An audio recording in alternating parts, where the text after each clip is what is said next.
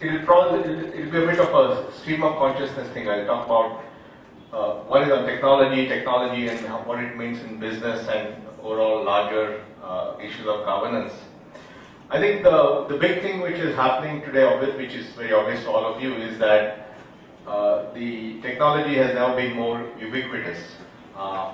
If you look at the history of technology, the time that I took Sonia and all to ACC was the time of gigantic mainframes, and then we had the mini computers, and then we had PCs. But the big thing is the smartphone, and as you know, the smartphone is growing at a very rapid pace. India alone has more than 100 million smartphones, expected to cross 500 million by 2020. So that's one thing, which is the arrival of smartphones, which are hugely powerful computers in your hand.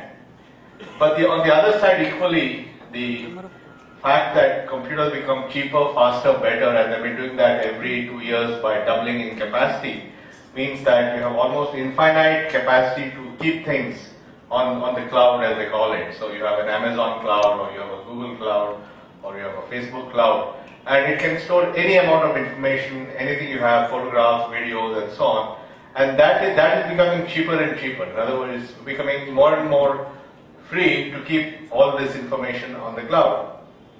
And the third big thing which is happening, which is related, is ubiquitous connectivity, which means that everybody is connected to the grid, and ultimately more and more through broadband. Mobile connections in India already are about 160 million, again going to go to about 400 million in the next 3 to 4 years. So think of this world where there's infinite capacity to store things and compute things, which is on the cloud. Infinite bandwidth, in other words, so much bandwidth that you can watch video, movies, or do whatever you want. And a very, very powerful thing in your hand, which is this computer, which is more powerful than the computer in Apollo 11. So you have this new environment which is emerging. And this environment is having a huge impact on every aspect of our lives, whether it's on business, our social lives, on our governance, and so on. Take an example of media. Media has got affected by technology in two ways. In the first level, media has basically got two parts to the business, right? There's the way media makes revenue, which is primarily through advertising, and there's the part which is about journalists and articles and so forth.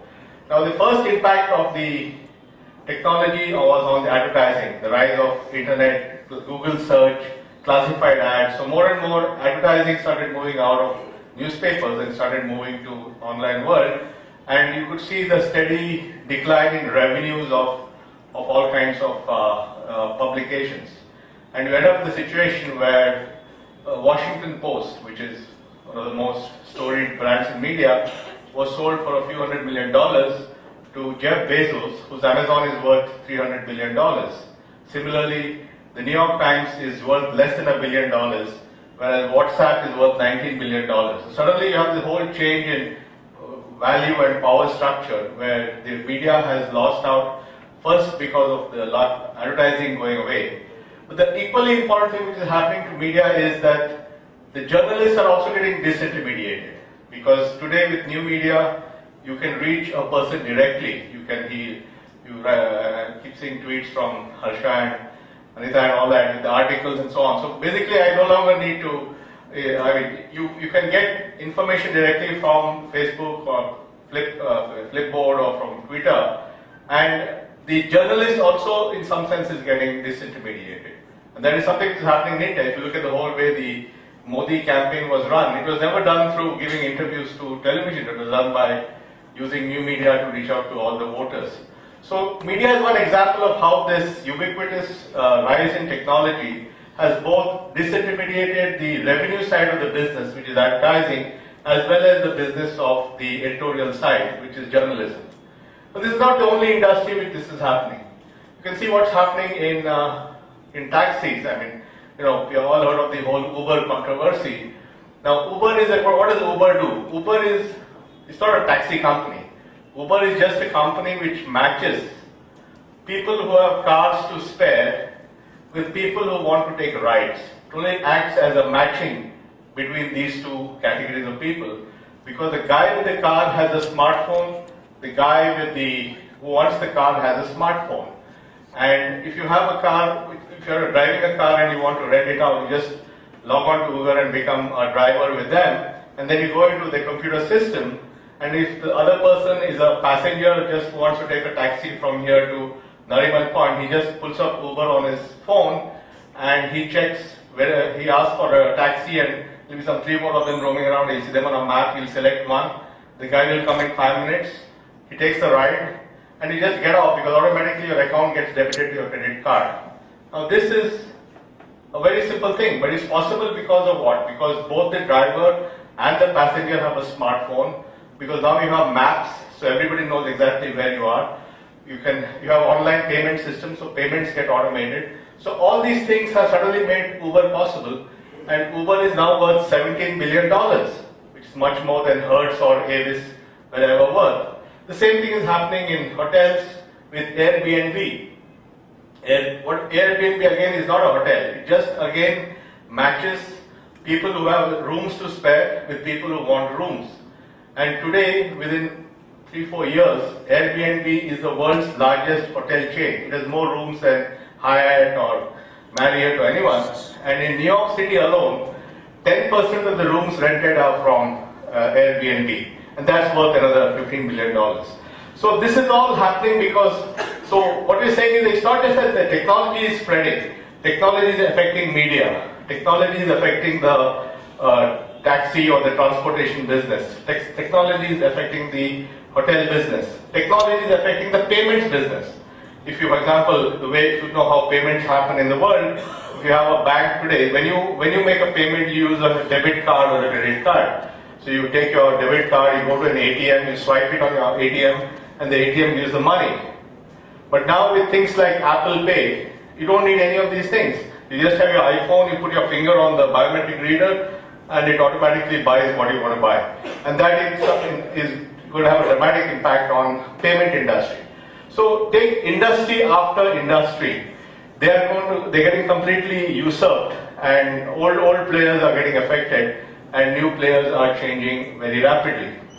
Now there's something similar we did with the Aadhaar project, because the mandate that we had was to give a unique ID to every Indian resident. Now one way to think about it was just to somehow figure out a way to give IDs to everyone. But we said that if you're designing a system in the 21st century, let's make it a digital ID, an ID which is online, an ID which is on the cloud. Now, this is a fairly radical idea 5 years back, but we said this is the future of identity, that having a digital identity is the way to go. So we built a system which not only gave somebody a number, it gave a way to verify that number online with your finger or with your eye. And therefore anyone with an Aadhaar number can do an online verification of their finger or eye somewhere, anywhere they are, wherever there is a small device. And today the number of people with Aadhaar in India has crossed 675 million, and it will cross about 1 billion by next year. And every one of them can then use the identity online to verify the ID, to buy things, to do anything that they want online where identity is important. So this again is something which is built like a platform. And that is the other big thing which is happening in the world today, that when you think about solving a problem, in the old days you thought of building a large vertically integrated company. You build an IBM or you build a GE. But today you don't think of building large big companies. You think of creating platforms which allow many people to come together to solve a problem or create a business. If you look at the government space, the biggest example of a platform is the internet. The internet today, the cumulative market cap of internet companies would be excess of $1 trillion. But the internet was not really designed for business. If you look at the history of the internet, it was really designed to solve security problems. They wanted a secure way for communication in the US defense. And that's how the internet was born. But when the internet started using initially for these purposes, later on, it was somebody invented something called the World Wide Web, this www.x.quadrum.com kind of thing. And then somebody else invented the Mosaic, the internet browser, which became Netscape, which then led to the Internet Explorer. And then you had all these companies like Facebook, Google and all coming. So over 30 years, Internet went from a technology for defense to the world's biggest innovation platform.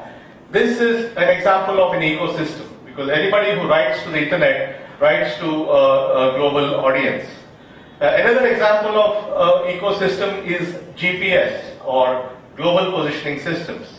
GPS again began as a US defense project. The idea was, in the height of the Star Wars between the US and the Soviets, they wanted a very, very precise way of attacking targets. They had to program the missile exactly with the latitude and longitude of a target.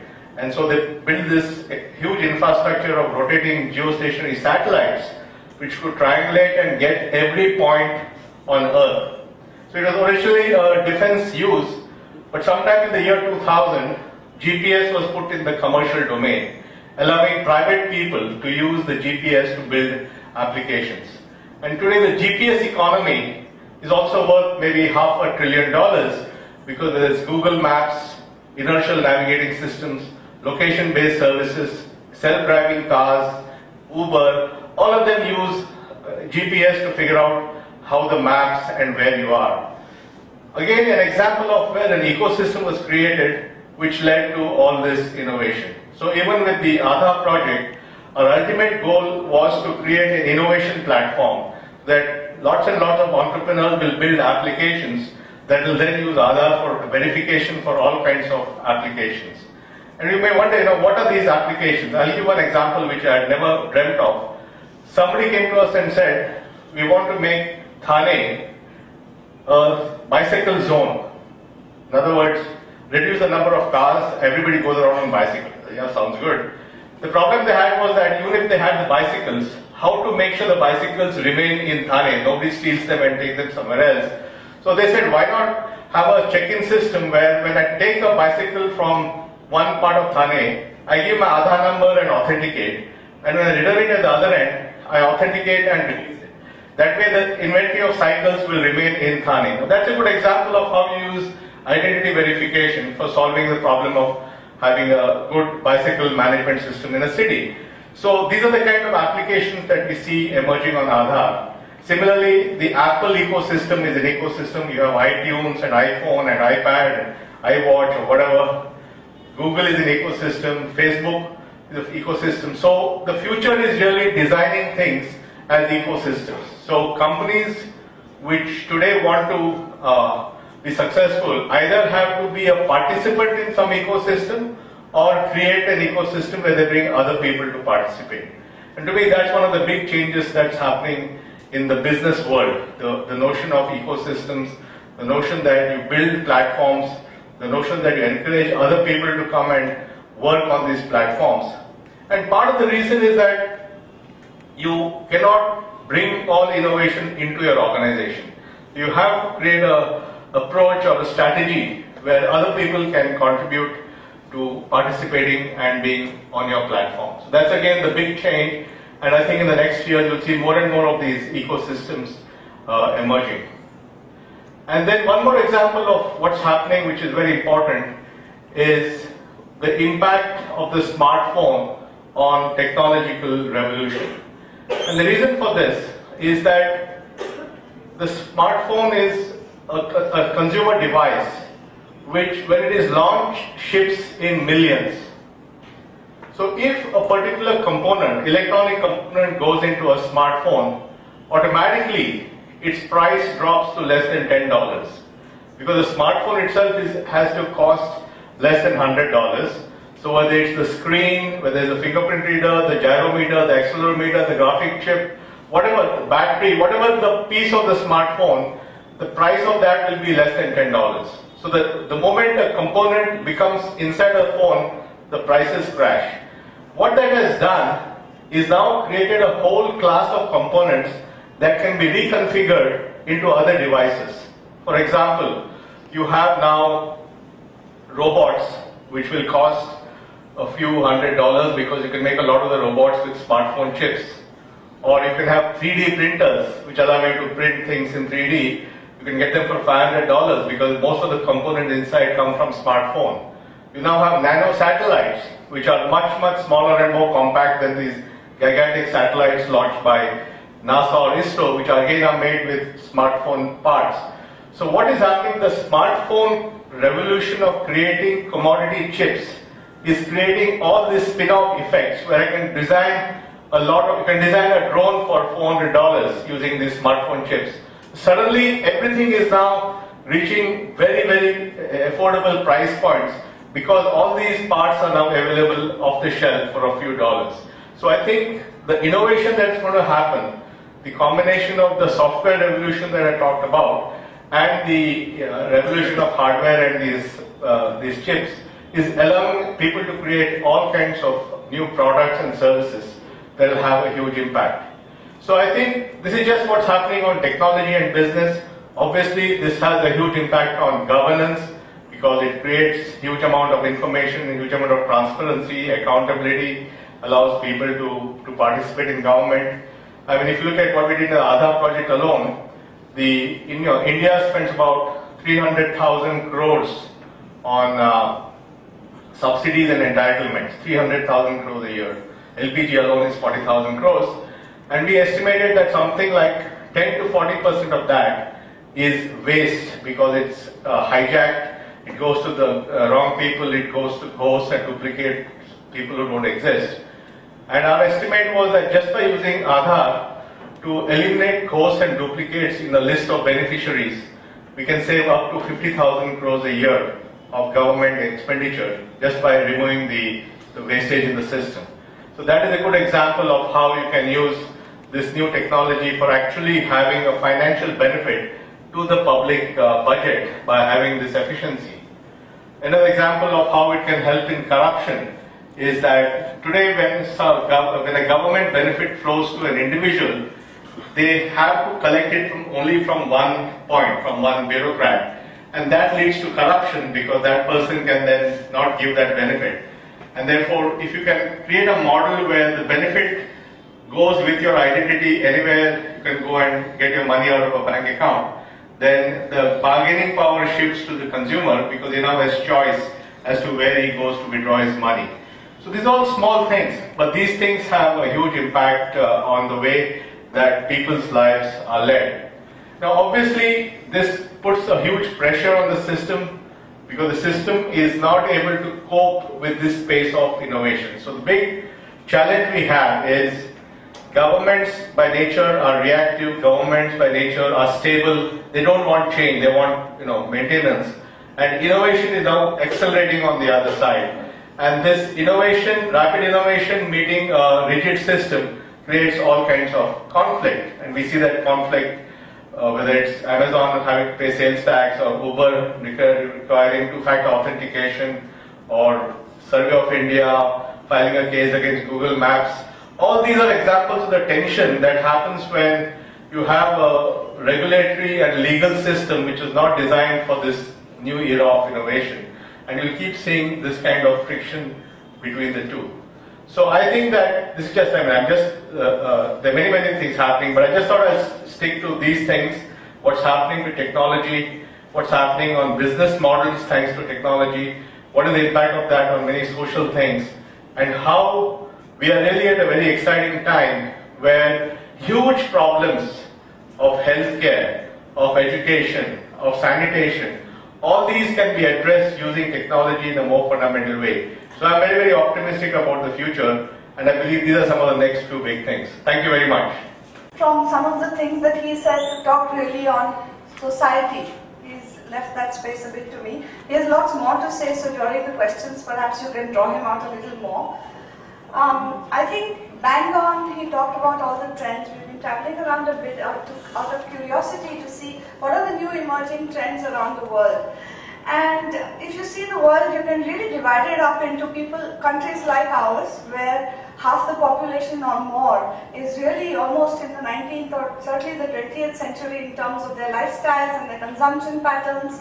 And then you see this very developed world, and some of us here belong to that world too, where we've almost finished our journey of accumulation and consumption to some extent. So you're seeing in the post-accumulation, post-consumption societies, what are the new things that are emerging. So that interests me because in some sense, if you look at India's past history, we we were already there, and I don't want to glorify that too much, but it's nice to see now all the new thinking.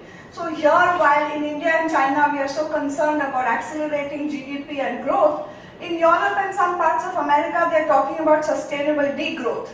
So when you see these two humps, it's very interesting to see what social things emerge from there. So what Nandan was talking about, the collaborative consumption model or the shared economies, are about a world in which you understand that there are limited resources and they need to go around more. So you innovate, you use all the technology trends that Nandan is talking about to make a world that's better for all. One of my friends called Adam Werbach, who's one of the youngest environmentalists who worked with corporates, many big corporates to drive their sustainability work, has set up something called Yodel. It's just set up, but it's already picking up very quickly. The idea behind Yodel is that people like us always have a lot of excess stuff lying around. And there are other people who need to have that excess stuff, that same stuff. And normally they'll go out and buy it. So imagine the footprint of that thing on the world, right? Instead of that, he set up a platform. Again, to Nandan's point, everything, if you build a platform, so many people can do their individual plug and play if there's a robust platform. So on Yodel, people who have extra things lying around, offer them up, and people who want those things get them, but there is no money involved. There is no monetary transaction. Instead, you get credits. And then you begin to use those credits in different creative ways in the community. You can exchange babysitting services, for example. So they're going into a post-money world. Not everybody, and I'm not saying it's going to happen tomorrow, but it's interesting to imagine the future like that. Collaborative consumption, he already gave you examples of Airbnb. Instead of building new hotel rooms, you use existing real estate. Instead of having 1 million new cars, you use the extra time on individual cars, which become then public transport. So I see that as a big trend. We did a small example of that in Pratham Books because we created a platform where instead we put out all our books in the Creative Commons. That's another big and growing movement in the world. Instead of all IP being locked into and creating value only for your organization and your shareholders, what are the possibilities of opening it out to the world? So in Pratham Books, all our books are put up on the Creative Commons, which means they're free for anybody to take, to reuse, to retell, to remix, to use the graphics and add their own text, to use the text and add their own graphics, to share, to download, to translate, and even to sell. Because ours was a societal mission. The minute you take greed off of the table and you think of projects as something that are societally beneficial, it allows you to create in ways that you would not if you had to narrowly look at the first bottom line and only your shareholders. So through that, we would never have been able to create a distribution platform if we had gone the normal route. Because we put this all up, today our books are all around the world. We don't even know where they've gone. We get surprised every time someone writes to us and says it's translated into Chinese, Japanese, all the African languages, it's gone to Latin America. Because we put this up for people to access, and thanks to the internet, thanks to the Creative Commons, you're really able to make impact that you could not have in the old models.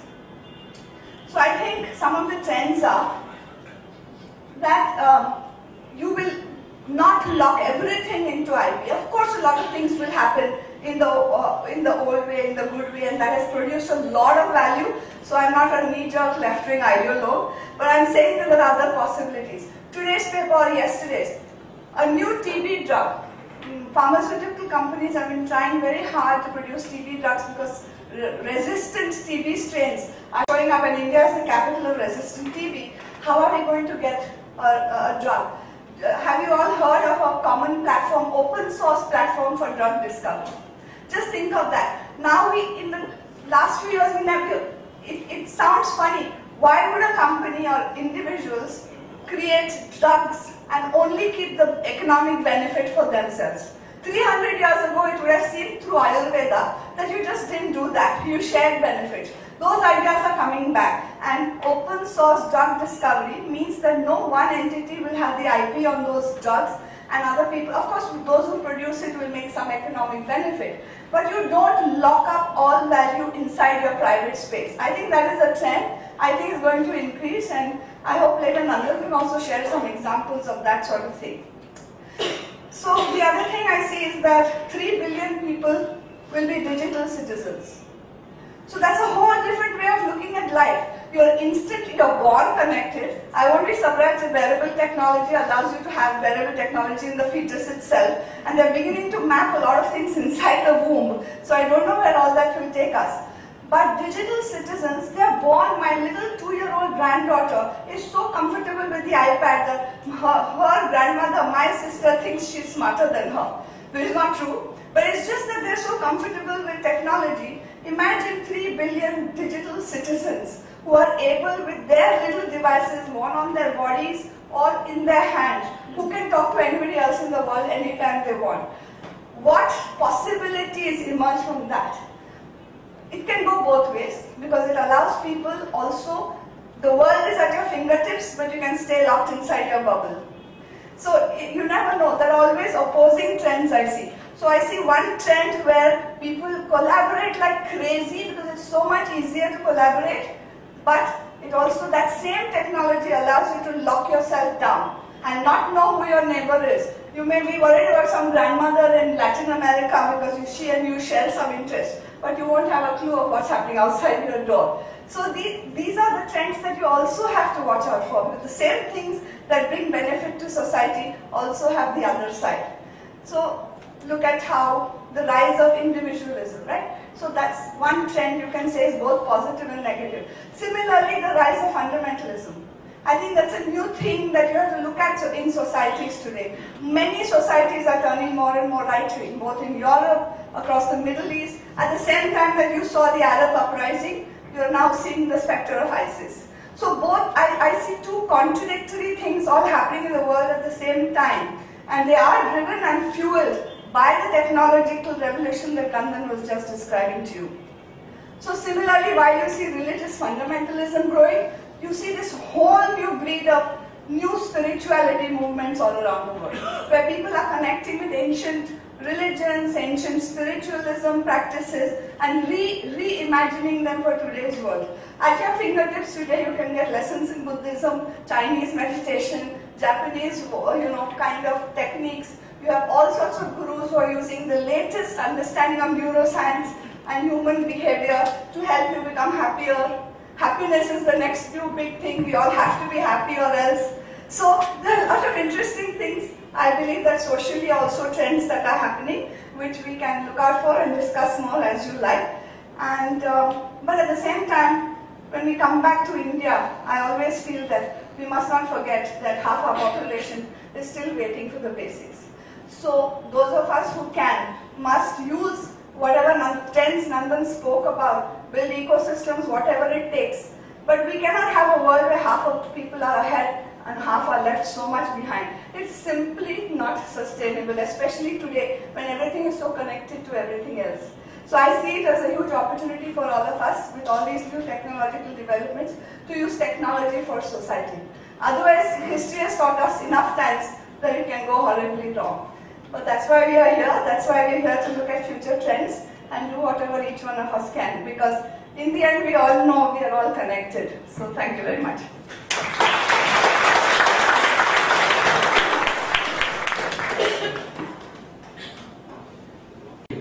One of the advantages of being a host for an event like this is you get to ask the first question. So, and that too in a bison-free environment. So, please feel free to ask the question. I have a very simple question, actually two. With this, what you're talking about, Nandan, for entrepreneurs, I want to ask you, how do we make money? I think all of us would like to know that. Ask Abhay. Ask Abhay. And the second, knowing that Rohini, you were one of the pioneers of philanthropy in the country, and I know that you're not just a philanthropist yourself, but you're encouraging others. So my second question is, once Nandan tells us how to make money, I want you to tell us how do we give it away. So, well, I because there are so many trends that are happening. If you have the instinct for figuring out which of these trends are converging in a way that a sustainable business is possible, I think there's lots of stuff that can happen, because every industry is getting disrupted, every business model is getting disrupted, every delivery channel is getting disrupted.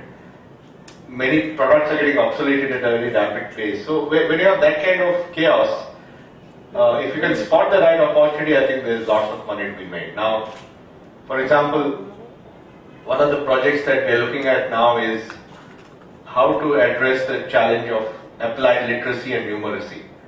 Rohini, as you know, has been working in this space for many years. She was original big supporter of Pratham book she chaired, and she funded the Asar report and all that. And the reality in this country today is that we have few 100 million children who can't read or write or do basic arithmetic.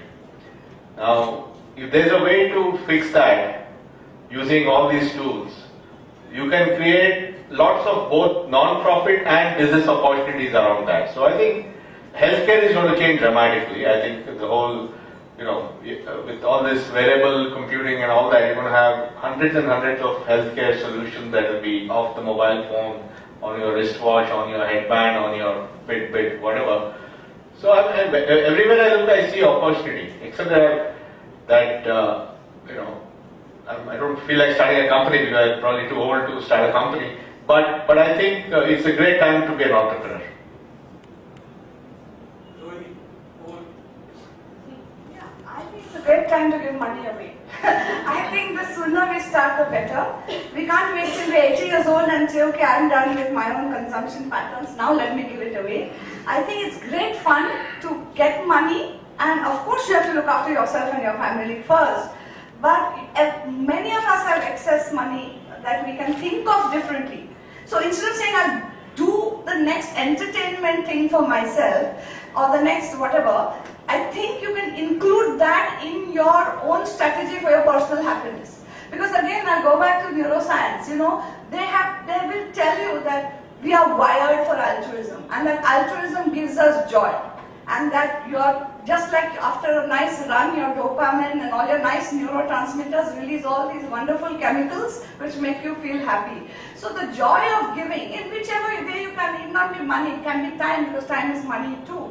The sooner you start, there's enough and more opportunity, because just like we were talking earlier, the big trend, all the old power structures are getting undermined in 100 ways across all technologies, across all industries, across all spaces, whether it's healthcare, whether it's education, whether it's media, whether it's, anywhere you look. So there are many innovative entrepreneurs there who also, social entrepreneurs, who also need support. And eventually you could get back by giving, not necessarily just from the neurotransmitters, but if you invest in social impact companies, you could eventually make money too. You could combine the two things. I think this is a great time to start philanthropy in innovative ways as young as you can. Don't wait, because there are many, many people waiting behind us. And in some sense, it's a glass bowl, and look at the number of people whose noses are pressed, and we are inside the glass bowl and they are outside. I think it's time to break those walls. And the only way we can do it, start young, take any cause you like, anything at all. There's 100 ways to do it today, so creatively. Things like change.org. One man sitting in California whom we met just said, why not create a platform to start petitions so that people start getting interested in one issue, come together and make change happen. I mean, there are 100 ideas floating that just need a bit of support. You can still continue to get with your day jobs. You can still continue to do all the things that you do, but make that special, precious time, which will also be time for yourselves. We want to know, I want to know, of course you're saying you should give. When did you really start, and how did you start? What was your journey? A lot of people have excess money, but they don't give it. So, not necessarily if you have it, you give it. So what's the mindset that you had, which we can learn? I think no matter what, I would have done something. If I didn't become, Nandan says he's an accidental entrepreneur. Thanks to him being a successful accidental entrepreneur, I have become an accidental philanthropist. But otherwise also, I'm sure we both would have done something, because to us, the social challenges are the biggest and most complex, and therefore the most interesting to participate in helping solve. So I think we would have done something anyway. I guess I learned I just learned by doing. So started small, tried a few things, became comfortable with doing some things, and today I suppose the first phase was just giving randomly, then getting more strategic, doing education, then water and sanitation, and now my third phase of philanthropy. In some sense, I'm supporting all people and institutions that are involved in bettering governance and independence media and environmental issues. So third phase of philanthropy, you just keep doing and you keep learning from a lot of people outside who are doing so much good work. Nandan, will you add to that? Also, you were saying that when you got a lot of money from the ADR, you felt that you had to give it away. Yeah, and I also truly believe that in societies will not allow runaway wealth creation of individuals unless the wealthy use that wealth responsibility for social good. It can happen for some time, it cannot stay for too long. Public pressure will build up. Why does government allow us to have such fantastic taxation rates? I mean, many people disagree with me, but I think a top 30% rate is extremely reasonable, and it used to be 80% when I was tiny. So that is much better than that. Why would governments do that? Because they hope that those who make that money and keep that excess will use it for social good better than how government would have used it if they had taxed that money. There is true responsibility that comes with wealth and wealth creation. And I think, so that's why I feel very strongly committed that this money is held in trust. We have a long culture of holding wealth in trust. And both Nandan and I feel very strongly that we have that responsibility and we must execute it. Don't I think? No. The space, because he is also a philanthropist in many ways. So, you want to go first? No, I mean, for example, a lot of the philanthropy that I do is in education. Because I believe that human capital or people are really the thing that keeps societies going. And initially, I was doing a lot of work in higher education.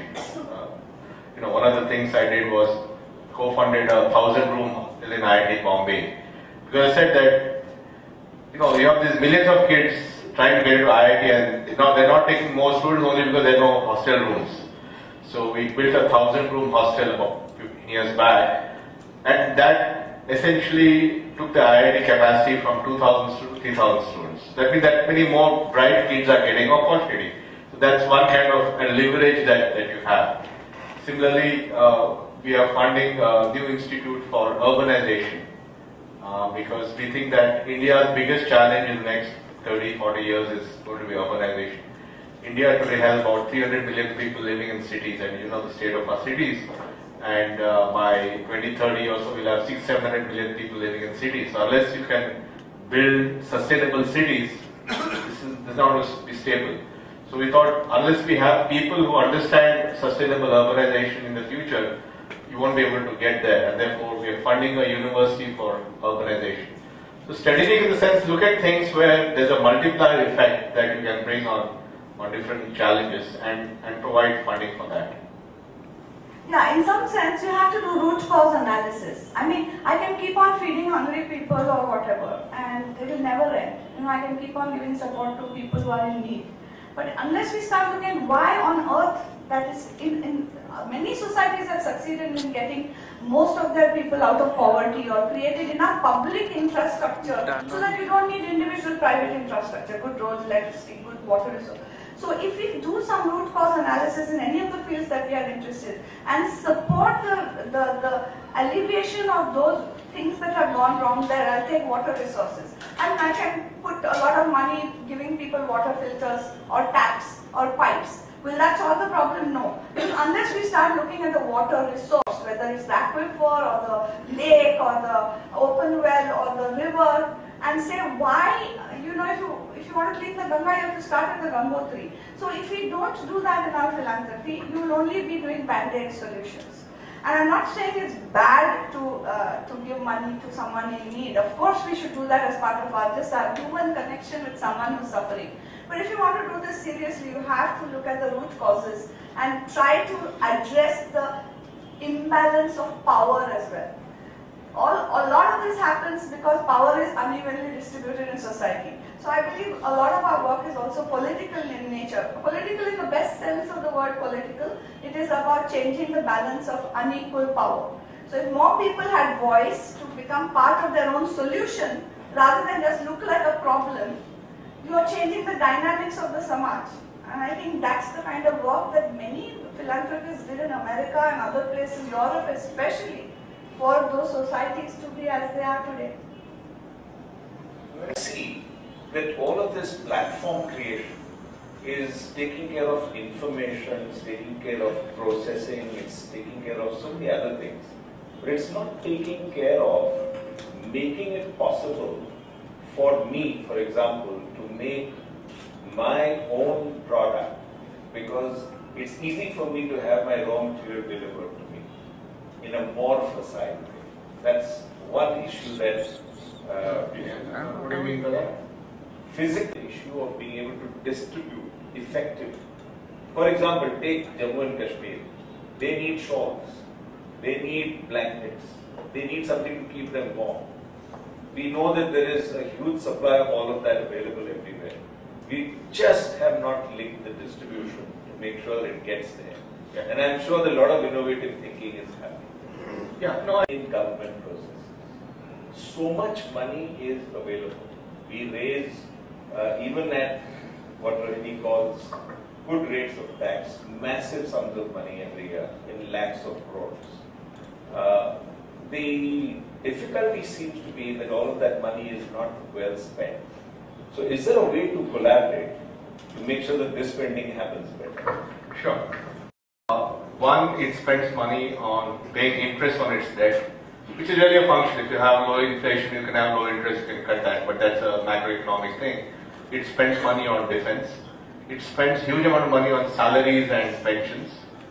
The pension bill of the central government for retired civil servants, military officers and railway officers is 87,000 crores a year. So when you look at the money spent on defense, on interest payments and salaries and pensions, that itself is a huge part of the expenditure. The balance money is really spent partly on infrastructure, where efficiency will come obviously from better project management and cutting time in building roads or ports and all that.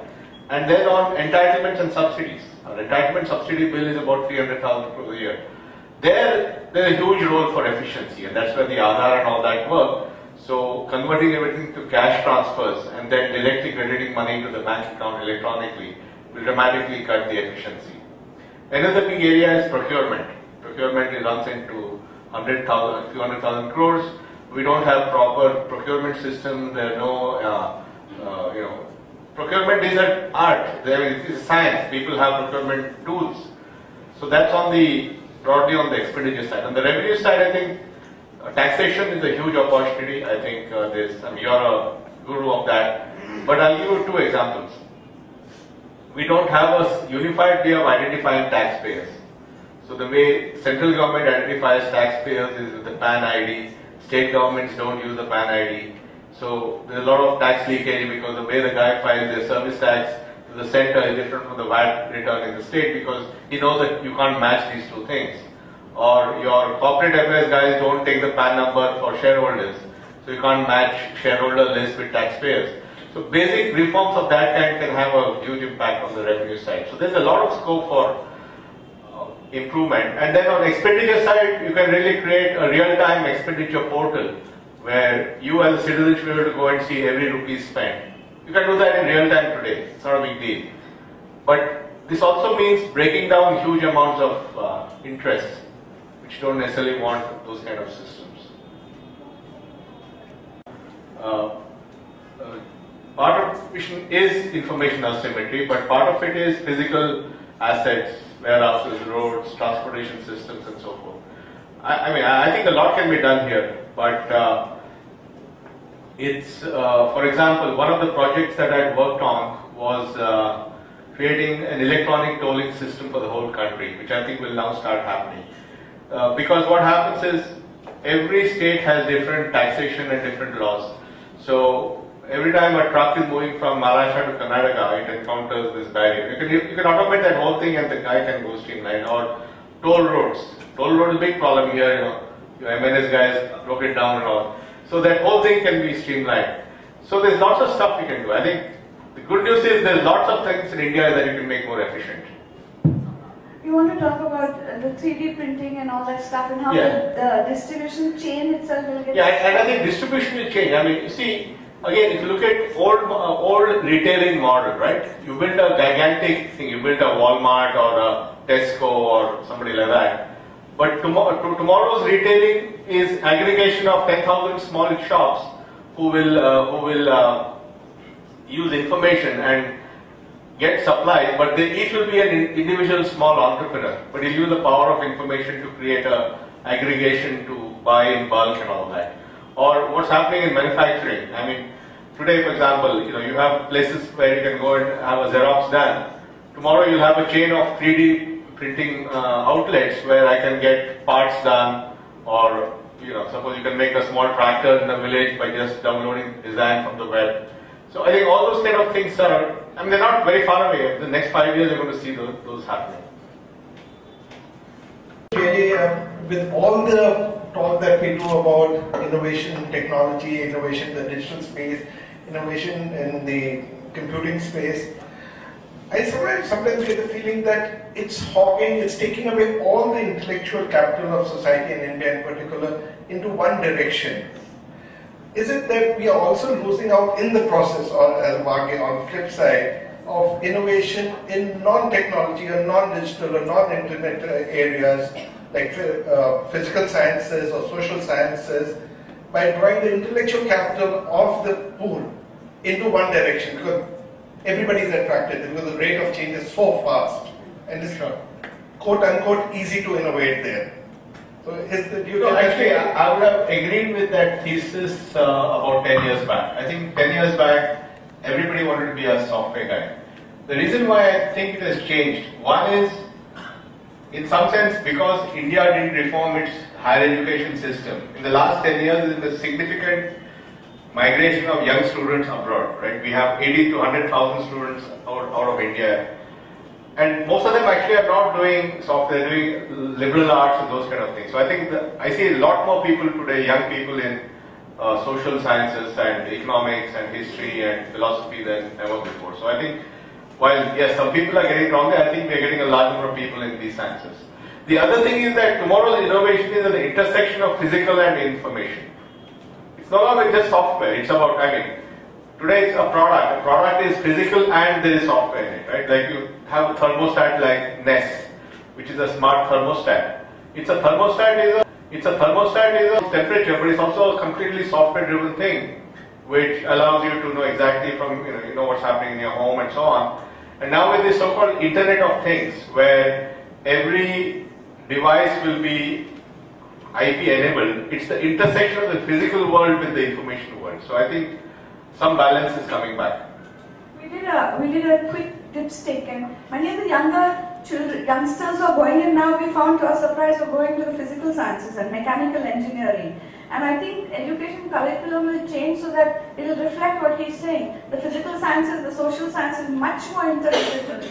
So you could get a degree in philosophy, physics and biotechnology or something, because that's where the innovation convergence is happening. See, a big part of innovation is at the intersection of disciplines. Biology with information, information with materials, Internet of Things with sensors. It's at the intersection of disciplines. Yeah, neurosciences. Yeah, I get that. Yeah. So, no, I just have a question to ask. While I agree that while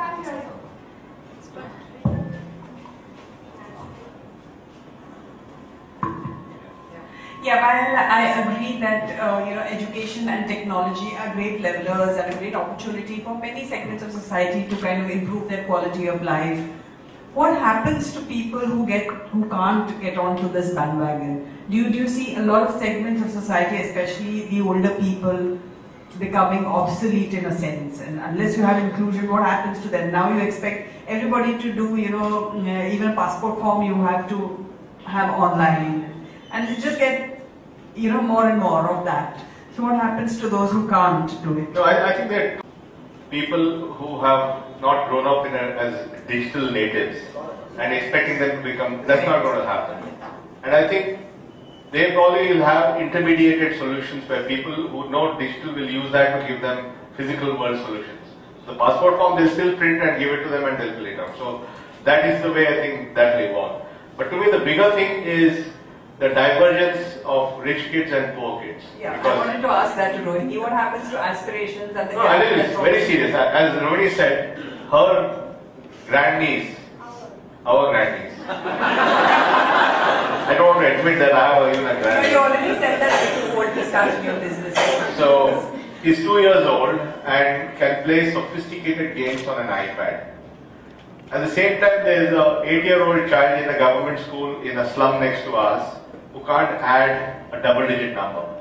So this divergence actually is the scariest part, because the kids who are on the escalator are getting this fast escalator. The kids are off the escalator are getting, and to me that's the bigger problem. And that requires somehow to find a way to get these kids in bulk to come onto the escalator. Yeah, and also on aging the demographics in the world, aging population on that side and a very young population on this side, and then artificial boundaries created that prevent the flow of young people to those areas where they are needed. So that's going to be a big challenge of migration and politics, the politics of migration and movement of we have beings. 2 questions here from Nara and then Atul. I'll come back to you. Yeah, Nara. The next big thing which you talked about, which creates a lot of value, one of them come out of US. No. For example, let's have one with the idea which creates $15 billion over 3 years in India. You don't see those type of valuation coming or ideas coming out of India. If you look at it, most of them come out and we tried. Your Flipkart is a copy of an Amazon, but the Flipkart There's nothing wrong with that. If you can create $7 billion of value, that's good. Those ideas that you talked about, most of them seem to originate there. Is it because the type of education system in India does not permit you or does not encourage you to do that? That's the first question. The second supplementary question or different type of question is, if you are and not an accidental entrepreneur but a willing entrepreneur, what is it that you will take up today as one which you like to build? Yeah, 3 trillion, so it's one side. The other is, entrepreneurship is, this is a more recent trend. People like us, Infosys, and then you have the whole cycles of innovation. So, I don't know, but Abhay is probably better, but I had not paid attention to innovation for the last 5 years, the government job. But the last 3-4 months I've been roaming around Bangalore and I'm amazed at what's happening. I think the number of startups, the number of ideas, not just tech idea, all kind of ideas. It's like HSR layout, which is a suburb of a suburb. And if Koramangala is a suburb, HSR layout is a suburb of Koramangala.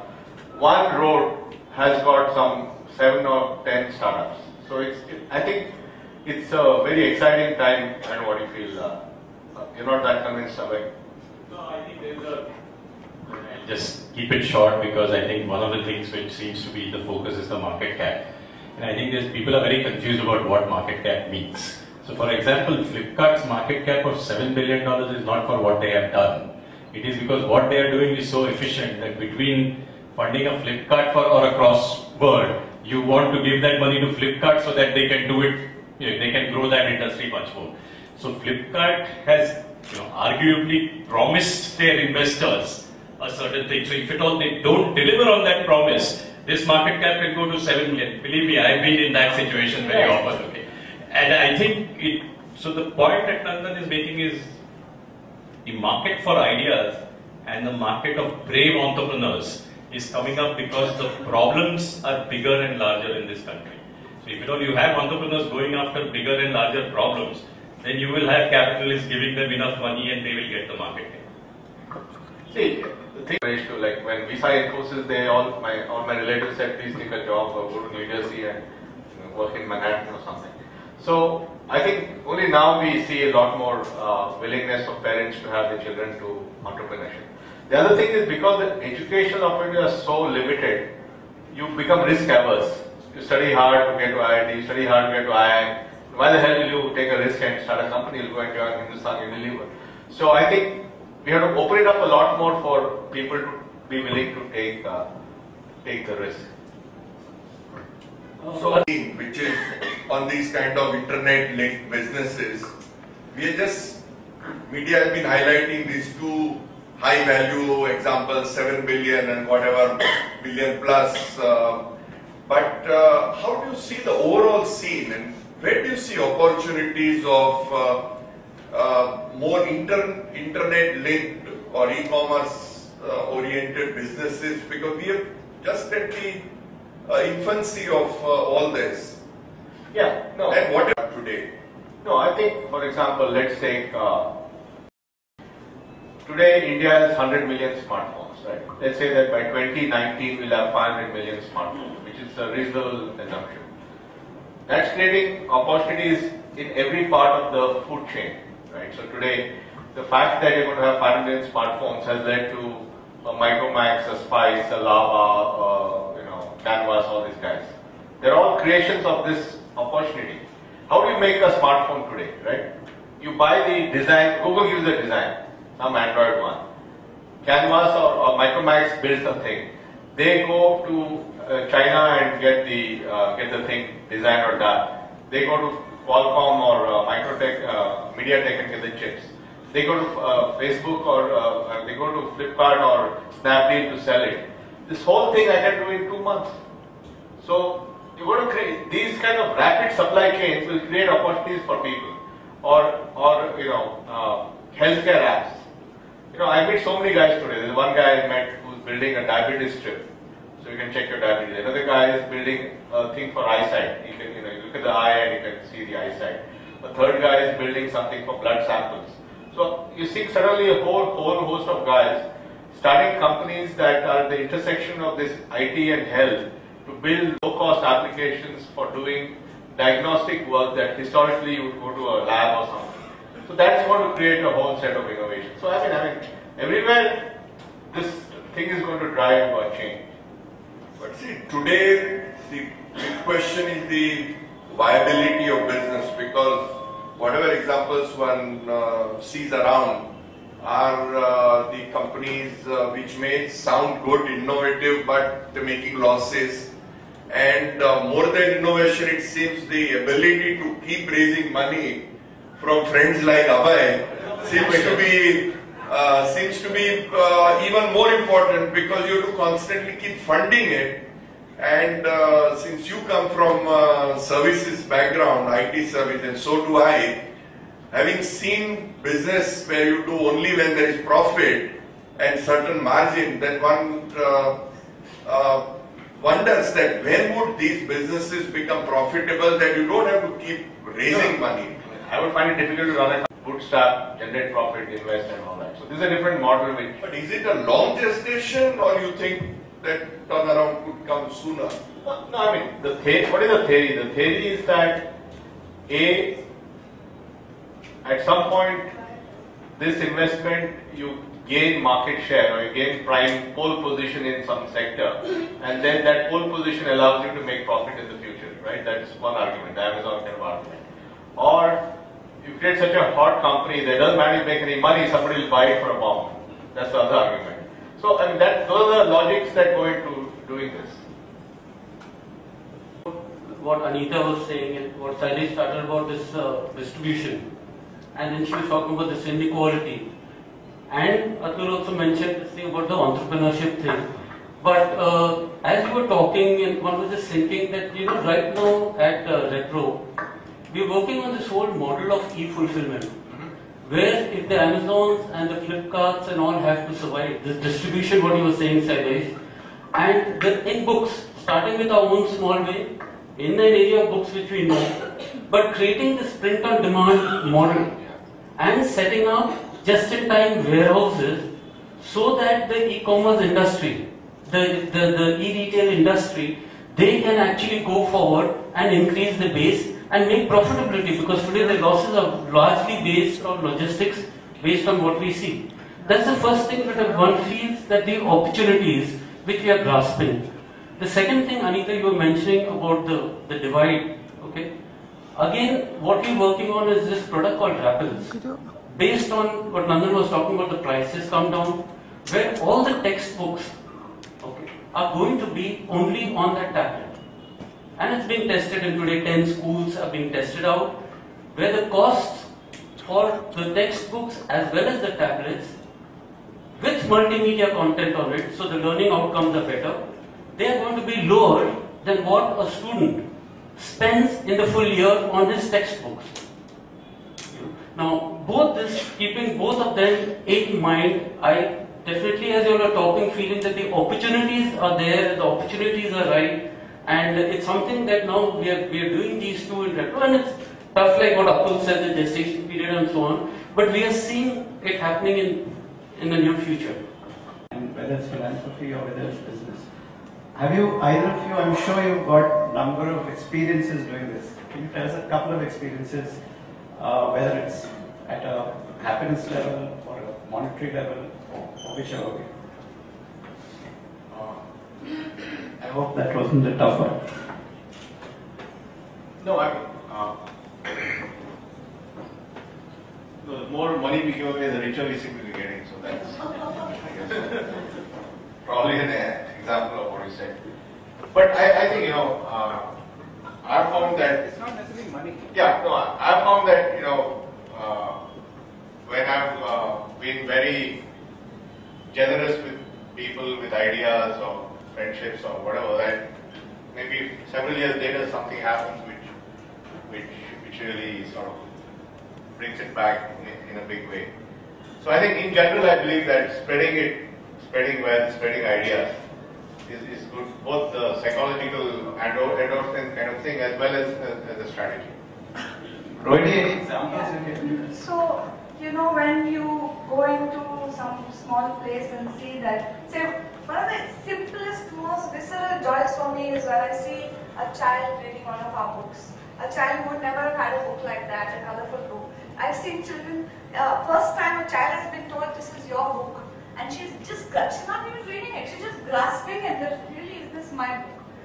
This is mine, something for me. And many, I can give you hundreds of such very visceral connects. But there's also the other connect, like, say when you see a community, say in a tribal area in Andhra Pradesh, we have helped, they had serious water pollution issues and the government system doesn't reach there at all.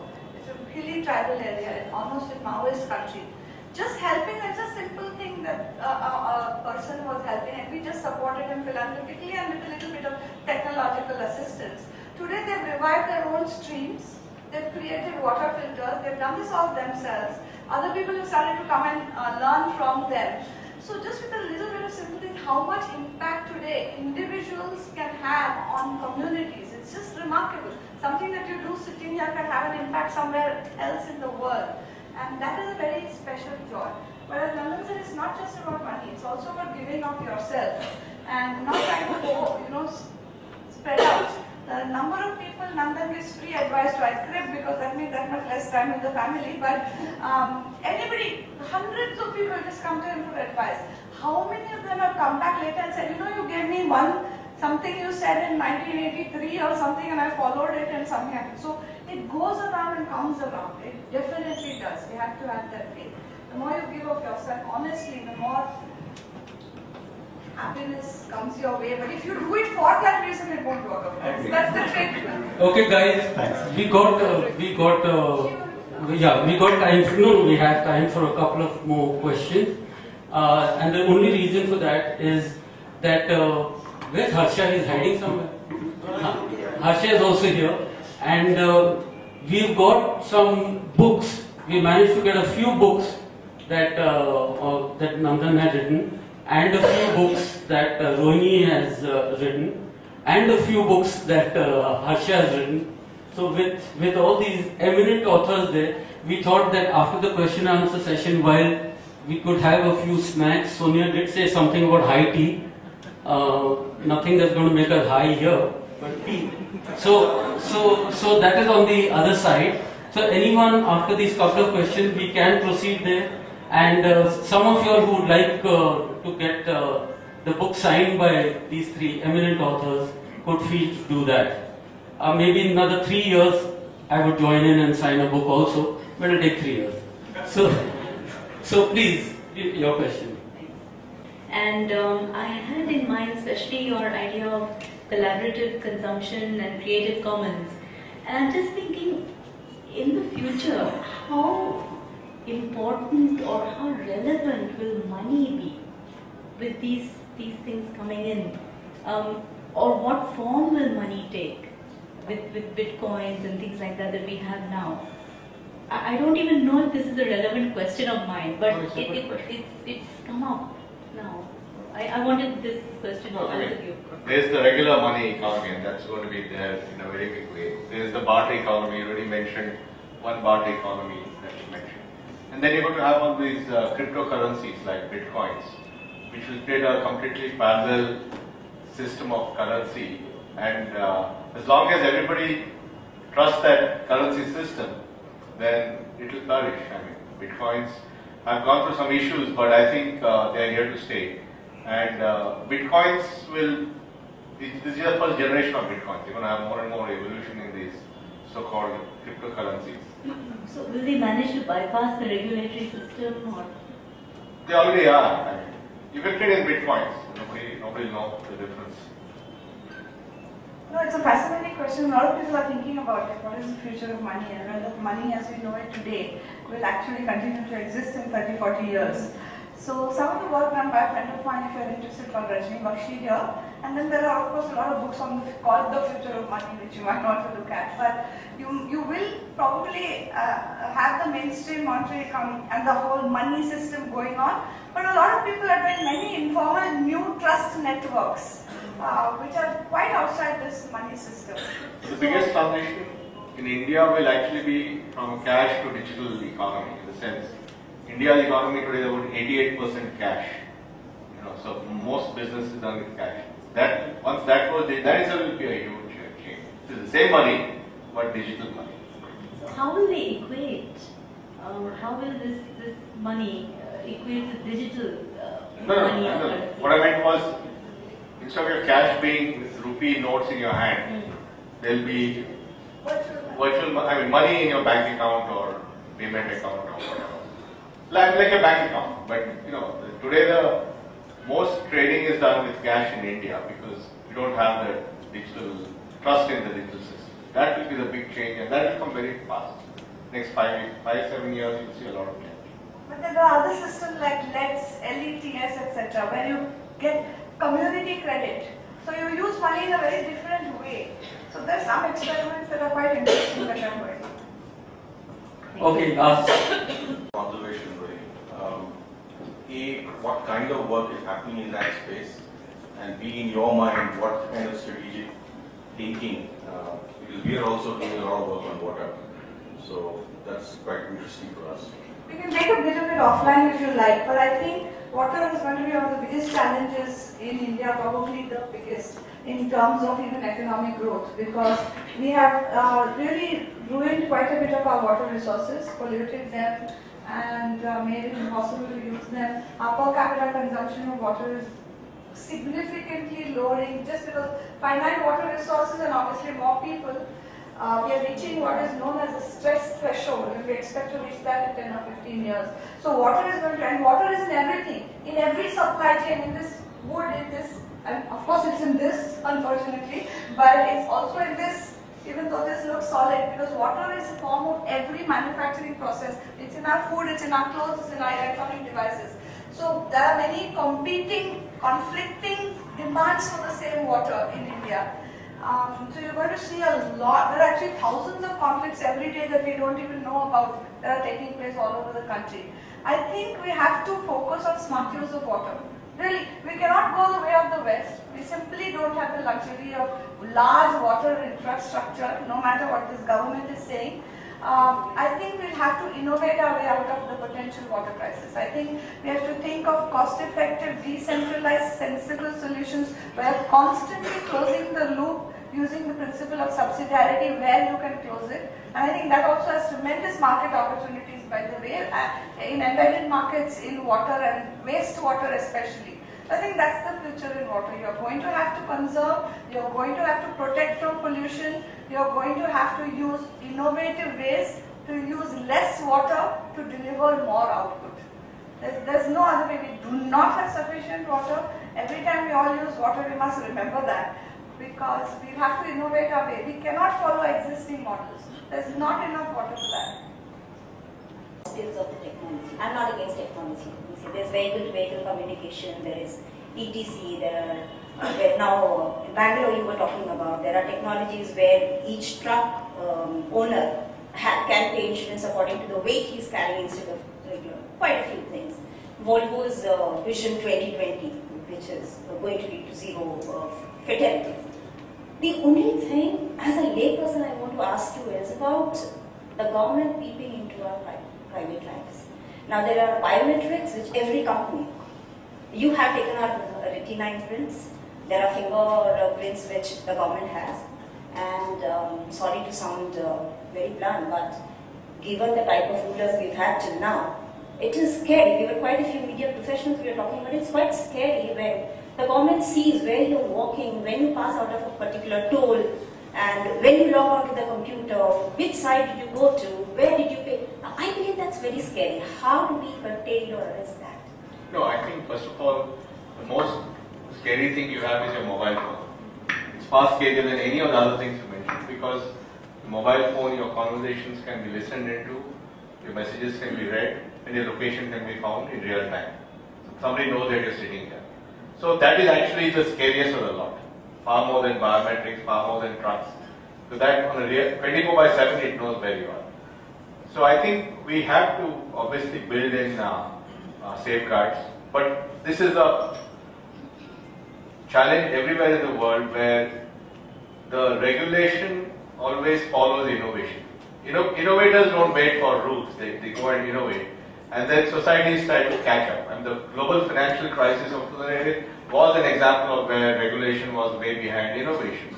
Similarly, what's happening today in the privacy debates about how much data that Google has or Amazon has is again because technology is far ahead of innovation. So I think societies will always have this tension between innovators running ahead and doing things and governments trying to figure out how to bring in safeguards so that it is not abused. And I think we are facing the same issue. But the question we are asking ourselves is the risk large enough that we stop innovation? That's really the question. And I don't think that's true. I think we cannot stop the innovation on the worry of of an aberration. We have to work harder to keep the innovation in pace, keep the regulation and laws in pace with the innovation. And remember, the same superstructure that allows for surveillance also allows for surveillance. Means one actor from below can uncover all that using the same technology. So a Snowden or a WikiLeaks or something can destroy that whole command and control structure by using the very same technology against that structure. So both possibilities coexist, and this is up to all of us as citizens, to keep those values intact of how much privacy we need. And somebody else was saying, privacy is dead, forget about it. So just accept it. Actually, the privacy given to private companies is far more dangerous. If you look at the 4 or 5 internet giants, Amazon, Google, Facebook, Apple and all these guys, they know incredible things about you without you even realizing what they know. You want to end on that note, or you want to tell us something? You want another question? No. What I'm saying is, Nandan's a great optimist, so we should end on a really optimistic future sort of scenario. But all these things are solvable, don't worry.